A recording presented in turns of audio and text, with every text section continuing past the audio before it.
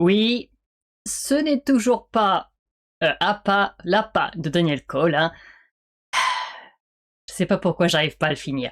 Mais logiquement, demain, je le finis. Logiquement, demain, j'ai le fini parce que je l'ai repris aujourd'hui. Et demain, il fait encore trop chaud pour faire quoi que ce soit la journée. Donc, je n'allumerai pas mon PC, donc je n'aurai rien d'autre à faire que lire.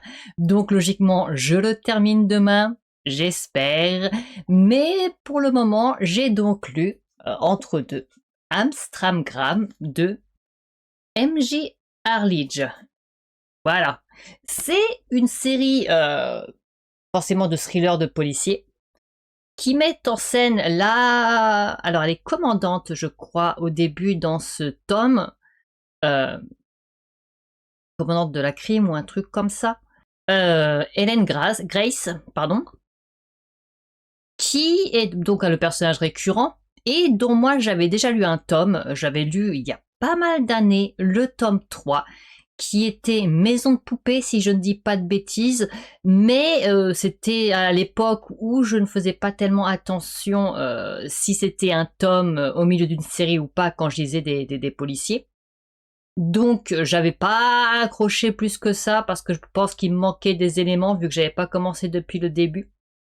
Mais dernièrement, sur une chaîne YouTube que je regarde, BookTube, il y a une personne, j'ai oublié son nom. Ah, c'est pas bien ça. Pikiti Bookin, un truc comme ça, qui n'arrête pas de parler de cette série. Et donc, moi, ça m'a intrigué. Je me suis dit, peut-être que je devrais relaisser une chance à cette série. Et donc, je l'ai fait. Je me suis acheté les 3 premiers tomes. Donc, celui-ci, Amstramgram, il court le furet et Maison de poupée, donc que j'avais déjà lu, mais que je vais relire avec les nouveaux éléments que j'ai maintenant. Et donc voilà, et ce premier tome, franchement, je l'ai beaucoup apprécié. Je savais pas trop à quoi m'attendre, mais au final, c'est un très bon tome et il me donne envie de poursuivre la série. Donc, qu'est-ce que ça raconte? Donc, on suit le personnage d'Hélène Grace, comme je l'ai dit, qui est une femme, comme beaucoup de femmes flics dans cette série, c'est une femme flic quand même, une femme flic forte. Elle n'est pas spécialement désagréable comparée à d'autres, j'ai trouvé.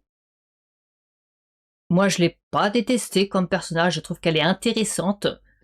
Elle a aussi un côté, je sais pas si on peut parler de masochisme à ce stade.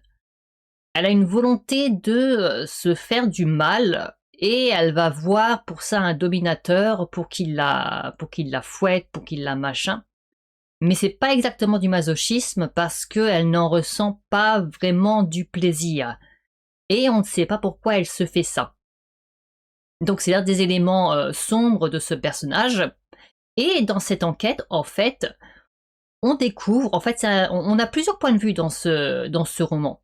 On a le point de vue, en fait, de tous les personnages quasiment, mais on en a un qui est en italique qui se lit à la première personne. Les autres, logiquement, sont à la troisième personne. On a le point de vue des différentes victimes, on a le point de vue des enquêteurs, donc Hélène Grace, mais aussi Charlie, Marc, je crois qu'il s'appelle, et d'autres. Donc il n'y a pas de focus éternel sur un seul personnage, on a vraiment pas mal de points de vue. Mais ça a aucun problème avec ça, hein, ça se lit très bien, ça se suit très très bien. Et donc, dans cette affaire, en fait, on retrouve une jeune fille complètement déboussolée, affamée et tout ça, et qui a assassiné son petit ami, avec qui elle faisait du stop. Ils avaient été à un concert, et sur le chemin, elle dit qu'ils ont été pris en stop par une femme, et que cette femme les a enfermés dans un lieu duquel ils ne pouvaient pas s'échapper, et que la seule façon pour eux de s'échapper, c'était de tuer l'un des deux. Donc en fait, dans l'endroit où ils se trouvaient, c'était une piscine, je crois, ou qui était beaucoup trop haute pour qu'ils arrivent du coup à en sortir. Il y avait un téléphone portable où on leur a dit les conditions de leur libération. Téléphone portable qui était bloqué et qui avait une batterie très faible, donc qui s'est presque aussitôt éteint. Et il y avait un flingue avec une seule balle, et en fait, ils devaient décider lequel des deux allait mourir. Alors forcément, c'est un couple, ils s'aimaient beaucoup et tout ça, donc ils se sont pas dit ouais putain je vais tuer l'autre comme ça je vais m'en sortir. Non non non non. Ils ont attendu des jours, beaucoup de jours, beaucoup de jours, beaucoup de jours. Ils sont affamés, assoiffés, tout ça. Ils ont vraiment ils sont vraiment tombés en décrépitude. Et jusqu'au moment où apparemment donc le petit copain Sam dit à sa copine Amy de le tuer pour pouvoir s'en sortir. Et c'est ce qui s'est passé. Une fois qu'elle a tué son petit copain, eh bien, une échelle de corde lui a été jetée et elle a pu se sortir de là et aller trouver du secours. Sauf qu'au début, la police ne le croit pas. Ellen Grace et compagnie ne la croient pas. Ils pensent qu'elle a tué son petit copain uniquement parce que, par exemple, celui-ci la battait ou la violait, donc c'était un crime un petit peu de défense, un truc comme ça. Mais il y a quand même les éléments qu'ils étaient tous les deux affamés, qu'ils étaient dans un piteux état, que leur corps était vraiment...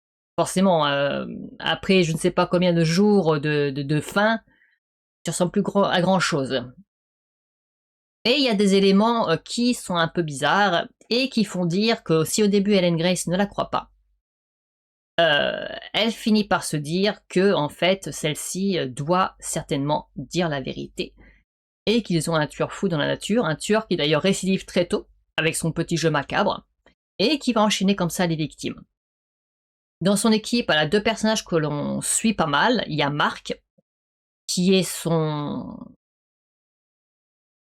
lieutenant, un truc comme ça, ou son capitaine, je sais plus, en tout cas c'est son bras droit, qui récemment, qui était un très très bon policier, mais qui récemment a subi un divorce avec le fait que sa fille, il a du mal à la voir maintenant, parce que son ex-femme du coup a récupéré la maison et a eu la garde exclusive de leur fille, donc il a sombré dans le désespoir et l'alcool. Du coup ses compétences au travail s'en ressentent, parce que quand il vient bourré au boulot, c'est pas top, mais Hélène, elle a beaucoup quand même de, comment dirais-je, elle le considère pas mal, elle pense que c'est un très bon flic et donc elle veut qu'il s'en sorte. On a également Charlie, qui est une femme inspectrice du coup, qui elle, doit faire ses preuves, je dirais. Même si elle a déjà fait ses preuves, mais comme c'est une femme flic, forcément, on a souvent le thème comme quoi elles sont quand même obligées de continuer à faire leurs preuves toujours dans un métier très masculin comme celui-ci. Et donc, c'est les trois personnages, je pense, dont on va avoir le plus les points de vue et qu'on va suivre. Et franchement, j'ai beaucoup aimé. Je ne savais pas du tout à quoi m'attendre sur la fin. Franchement, moi, l'auteur m'a perdu. Je ne savais pas du tout vers quoi on se dirigeait. Et j'ai été surpris. Il y a des scènes qui sont quand même assez dures, il y a des choses assez dramatiques qui se passent. Hein. Des fois, c'est... on va avoir le cœur un peu accroché. Je me souviens par exemple d'une scène horrible avec des asticots. C'est horrible. Et non, franchement, très bon rythme, très bon personnage, très bonne histoire, très bonne intrigue. Je suis étonnée de ne pas avoir accroché plus que ça à Maison de Poupée. Parce que si les autres tomes sont dans cette ligne, eh bien c'est du très bon. Et je vais continuer à lire ce roman, enfin ces romans, en tout cas cette série. Et est-ce que j'ai autre chose à dire sur ce roman? Non, je crois que j'ai tout dit. Alors la vidéo sera très courte encore une fois, hein, parce que forcément quand je parle d'un seul tome, en plus je dois pas trop spoiler, les vidéos sont pas super longues, mais voilà. Très bonne série pour le moment, premier tome vraiment réussi, qui est vraiment impactant, avec une fin qui est dure quand même, elle est vraiment dure. L'autrice, elle n'épargne pas ses personnages, vraiment, c'est assez... quand même. J'étais triste sur la fin, non, je savais que ça allait se passer comme ça, parce qu'au bout d'un moment, tu t'habitues au personnage et tu te dis, ok, ça va se passer comme ça. Quand tu vois qu'il se retrouve dans une telle situation. Mais quand même, j'avais pas envie que ça se passe comme ça, et quand ça se passe, c'est dur. C'est dur. Mais voilà, j'ai adoré. Très bonne série. Prochaine review, logiquement, c'est enfin la pas de Daniel Cole, parce qu'il faut vraiment que je le termine. Il doit me rester 50 pages, je crois. J'en ai lu, ou 60 pages, je crois que j'en ai lu une quarantaine aujourd'hui. Dire qu'après j'ai un tome 3 à lire. Je sais pas pourquoi j'arrive pas à le terminer, parce que je trouve que c'est un roman excellent, mais je sais pas. Il y a quelque chose de bizarre. Bref, allez, sur ce, moi je vous dis à la prochaine. Salut!